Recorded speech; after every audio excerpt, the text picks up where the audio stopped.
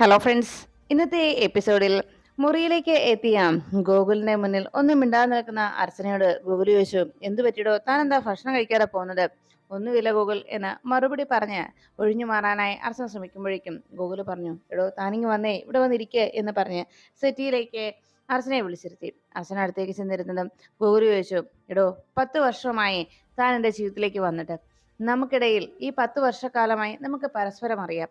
അതുകൊണ്ട് തന്നെ ഞാനൊരു കാര്യം ചോദിച്ചോട്ടെ, ഇന്നേ വരെ തനിക്ക് ഇഷ്ടമല്ലാത്ത എന്തെങ്കിലും കാര്യത്തിന് ഞാൻ തന്നെ നിർബന്ധിച്ചിട്ടുണ്ടോ എന്ന് ചോദിച്ചപ്പോഴേക്കും പറയടോ എന്ന് ഗോകുൽ ആവശ്യപ്പെട്ടപ്പോ അർച്ചന പറഞ്ഞു, ഇല്ല.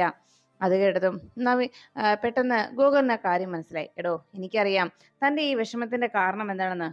അപ്പോഴേക്കും അർച്ചനയ്ക്ക് വീണ്ടും വല്ലാത്ത ടെൻഷനായി. ഈശ്വര, അപ്പൊ രാജീവ് എല്ലാം പറഞ്ഞു കൊടുത്തിട്ടുണ്ടോ? എല്ലാ സത്യങ്ങളും അറിഞ്ഞിട്ടാണോ ഗോകുൽ എന്റെ മുന്നിൽ ഇങ്ങനെ അഭിനയിക്കുന്നത് എന്നൊക്കെ അർച്ചന വല്ലാത്ത ആശങ്കയോടെ ചിന്തിച്ചു.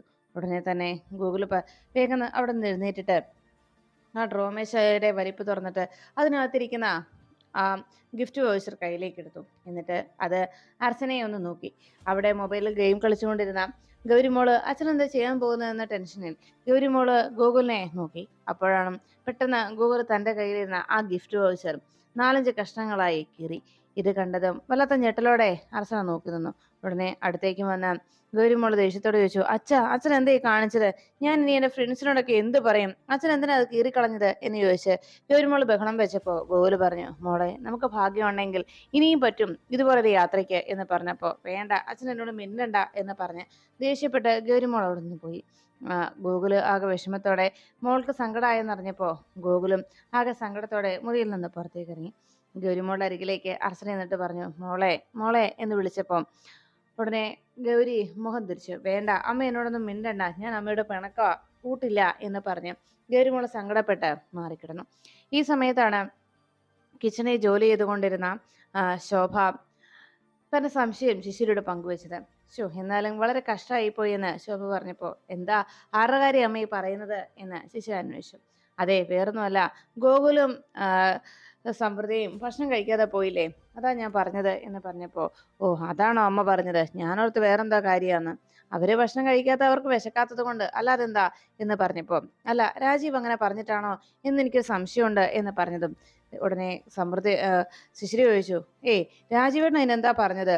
അവര് യാത്ര പോകുന്നതിനെ കുറിച്ച് വെറുതെ രാജീവേട്ടൻ സംസാരിച്ചെന്നല്ലേ ഉള്ളൂ, അതിൽ വലിയ പ്രശ്നമുള്ള കാര്യങ്ങളൊന്നും സംസാരിച്ചില്ലല്ലോ എന്ന് പറഞ്ഞ് ശിശിര സംശയത്തോടെ, രാജീവ് അങ്ങനെ പറഞ്ഞതിന്റെ പേരിലാണോ ഇനി അവർ പോകാതെ അവര് ഭക്ഷണം കഴിക്കാതെ പോയതെന്ന് ശിശിരയും സംശയിച്ചു.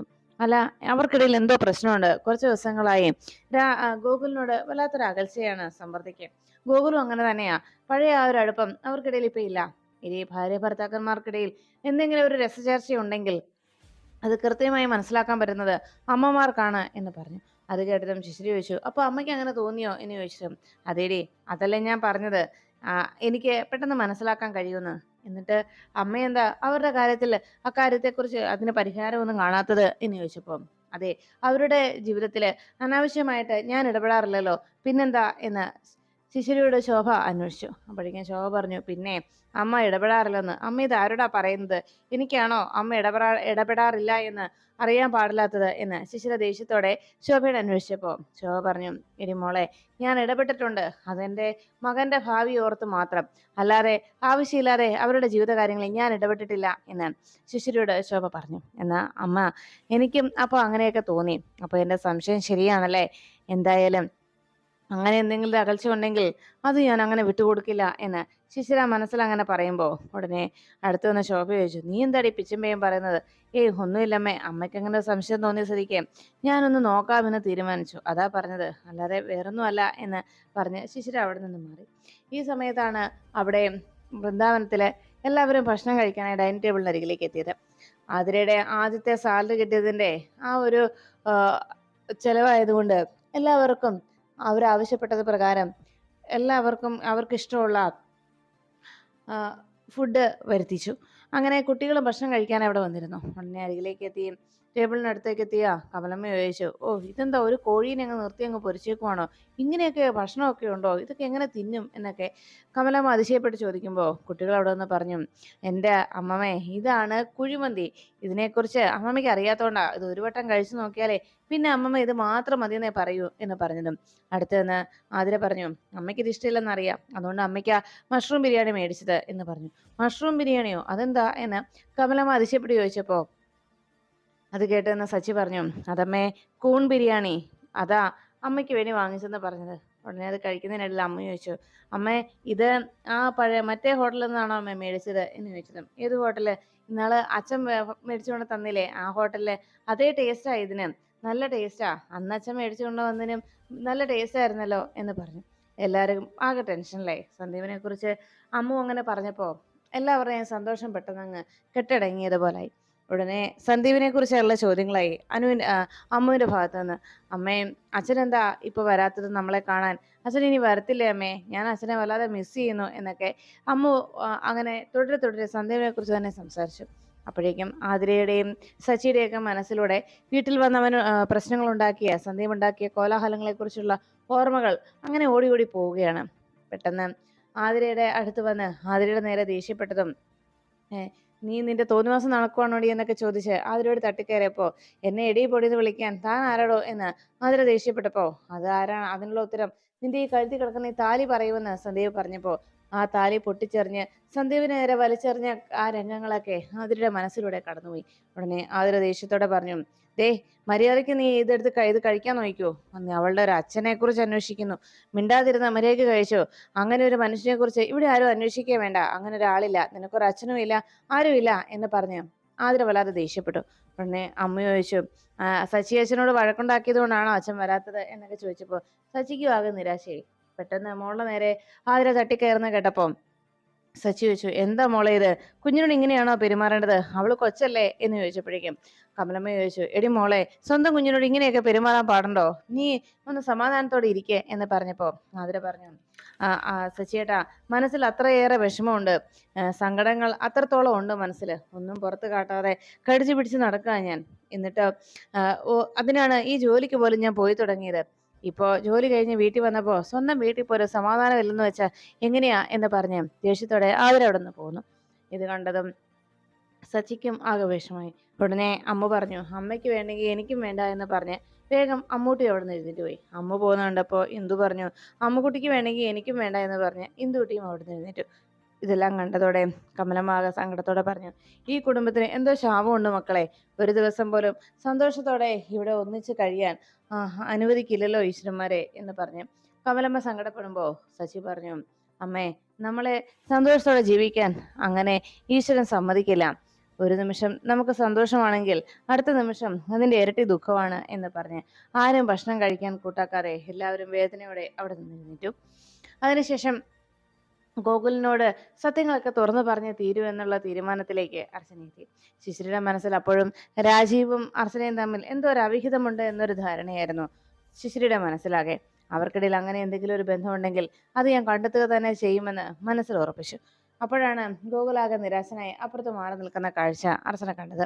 ഗോകുലിന്റെ അരികിലേക്ക് അർച്ചന എത്തി. എന്ത് പറ്റി ഗോകുൽ എന്ന് ചോദിച്ചതും ഇന്ന് ഓഫീസിലേക്ക് പോകുന്നില്ലേ എന്ന് അന്വേഷിച്ചപ്പോൾ ഗോകുൽ പറഞ്ഞു, ഇല്ല ഇന്ന് പോകുന്നില്ല, ഇന്നത്തെ കാര്യങ്ങളൊക്കെ പോസ്റ്റ്പോൺ ചെയ്യാൻ പറഞ്ഞിരിക്കുകയാണ്, എനിക്ക്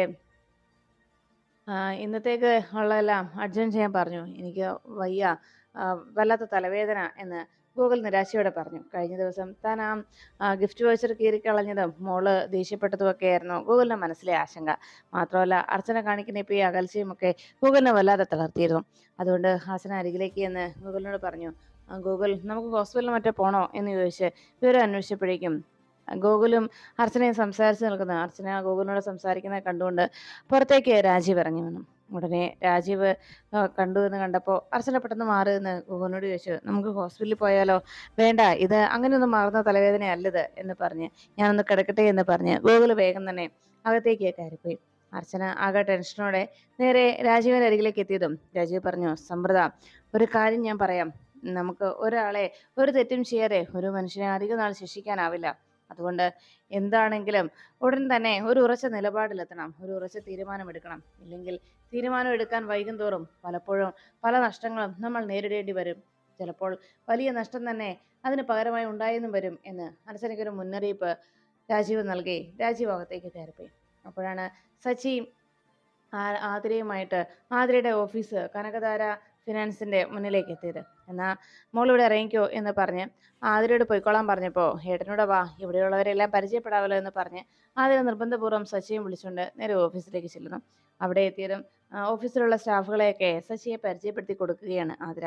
അതിനുശേഷം അകത്ത് ഉണ്ടായിരുന്ന കനകാംബരം മുതലാളിയുടെ അരികിലേക്ക് സച്ചിയെയും കൂട്ടി അർച്ചന ആതിര കയറി ചെല്ലുന്നു. അകത്ത് ഗീതയും കനകാംബരം സാറുമായി സംസാരിച്ച് നിൽക്കുമ്പോഴാണ് അകത്തേക്ക് കയറി ചെന്നത്. ഉടനെ സച്ചിയെ കണ്ടതും ഇതാരാണെന്നുള്ള സംശയത്തിൽ കനകാംബരം നോക്കിയപ്പോൾ ആതിര ഇതെന്റെ ഏട്ടനാണെന്ന് പറഞ്ഞ് സച്ചിയെ പരിചയപ്പെടുത്തി. ഇത് സ്വന്തം ചേട്ടനാണല്ലോ അല്ലേ എന്ന് ചോദിച്ചപ്പോഴേക്കും അതെ, എൻ്റെ സ്വന്തം ചേട്ടനാണ് എന്ന് ആതിര വീണ്ടും സച്ചിയെ പറഞ്ഞ് മനസ്സിലാക്കുകയും സച്ചിയെ പരിചയപ്പെടുത്തി കൊടുക്കുകയും എന്നാൽ ഏട്ടനും സാറും സംസാരിച്ചിരിക്കുന്ന പറഞ്ഞ് ആതിര വേഗം ജോലിക്കായിട്ട് പോയി. ഗീതയെ അതിനിടയിൽ ആതിര പരിചയപ്പെടുത്തി കൊടുക്കുകയും ചെയ്തു. പിന്നീട് സച്ചിയുമായി സംസാരിക്കാനായി കനകാംബരം തുടങ്ങിയപ്പോൾ എന്താ ജോലി എന്ന് ചോദിച്ചപ്പോൾ ഞാനൊരു ടാക്സി ഡ്രൈവറാണ് എന്ന് പറഞ്ഞു. ഞാൻ ഈ ടാക്സികളൊന്നും വിളിക്കാറില്ലെന്നും പ്രീമിയം കാറുകളോടാണ് തനിക്ക് താല്പര്യമെന്നും അതിലെ താൻ യാത്ര ചെയ്യാറുള്ളൂ എന്നൊക്കെ കനകാംബരൻ പറയുമ്പോൾ അത് കേട്ട് ആകെ നിരാശയോടെ മുഖം തിരിച്ചങ്ങനെ ശശി ഇരിക്കുമ്പോൾ ഈ ടാക്സി ഓടുന്നതുകൊണ്ട് വീട്ടിലെ കാര്യങ്ങളൊക്കെ നടക്കുമോ എന്ന് ചോദിച്ചു. കുഴപ്പമില്ല സാർ, കുഴപ്പമില്ലാതെ പോകുന്നുണ്ട് എന്നായിരുന്നു ശശിയുടെ മറുപടി. അങ്ങനെ സംസാരിച്ചിരിക്കുമ്പോഴേക്കും ശശിക്ക് പെട്ടെന്ന് ഒരു ഓട്ടം വന്നു. സാർ ഞാൻ ഇറങ്ങട്ടെ, ഒരു അത്യാവശ്യമുണ്ട് എന്ന് പറഞ്ഞ് ശശി വേഗം കനകാംബരനോട് യാത്ര പറഞ്ഞിറങ്ങി. നേരെ ശശി ആതിരയുടെ അരികിലേക്ക് എന്നിട്ട് പറഞ്ഞു, മോളെ വൈകുന്നേരം കൂട്ടാൻ വരണോ എന്ന് ചോദിച്ചപ്പം വേണ്ടേട്ടാ ഞാൻ വന്നോളാം എന്നതായിരുന്നു ആതിരയുടെ മറുപടി. ഇത് ഒളിഞ്ഞു നിന്ന് തൻ്റെ ക്യാബിനിലെ ആ സ്ക്രീനിന് ഇടയിലൂടെ കൃത്യമായി വാശി ചെയ്യുകയായിരുന്നു കനകാംബരൻ. അപ്പോഴേക്കും അകത്തേക്ക് കയറി വന്ന ഗീത ചോദിച്ചു, എന്തു പറ്റി സാർ? അല്ല, ആ വന്നിട്ട് പോയവൻ ശരിക്കും അവളുടെ ഏട്ടൻ തന്നെയാണോ എന്ന് ചോദിച്ചപ്പം അതെന്താ സാർ അങ്ങനെ ഒരു സംശയം? അല്ല, അവളുടെ പ്രായവും അവളുടെ ഇപ്പോഴത്തെ സൗന്ദര്യവും ചന്തമൊക്കെ വെച്ച് എനിക്കങ്ങനെ തോന്നിയോണ്ട് ഞാൻ പറഞ്ഞതാ. പിന്നെ ഇനിയും ചിലപ്പോൾ ഇതുപോലെയുള്ള ഏട്ടന്മാർ വന്നേക്കും, അതുകൊണ്ട് അവളുടെ മേൽ ഒരു പ്രത്യേക ശ്രദ്ധ ഉണ്ടാവണം എന്ന് പറഞ്ഞു. അതെന്താ സാർ അങ്ങനെ എന്ന് ചോദിച്ചപ്പോൾ അല്ല, നമ്മുടെ സ്റ്റാഫ് അങ്ങനെ വഴിതെറ്റിപ്പോകാൻ പാടില്ലല്ലോ എന്നൊരു കള്ളച്ചിരിയോടെ കനകാംബരം ഗീതയെ നോക്കി. അതിനുശേഷം സച്ചി വേഗം കാറുമെടുത്ത് അവിടെ നിന്ന് പോകുന്നതിനിടയിൽ സച്ചിയുടെ ഫോണിലേക്ക് ഒരു കോൾ വന്നു.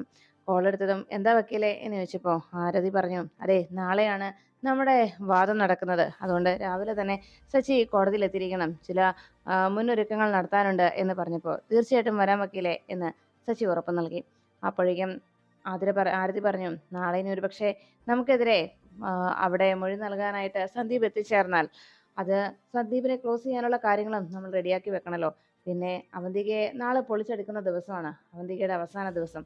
കാരണം അവന്തിക ചെയ്തു കൂട്ടിയതിൻ്റെയൊക്കെ യഥാർത്ഥ ചിത്രം നമ്മുടെ പക്കലുണ്ടല്ലോ. നമുക്കെതിരെ കള്ള തെളിവുകൾ ശേഖരിച്ചു വെച്ചിരിക്കുന്നതൊക്കെ കൃത്യമായി നമ്മുടെ കൈകളിൽ എത്തിക്കഴിഞ്ഞു.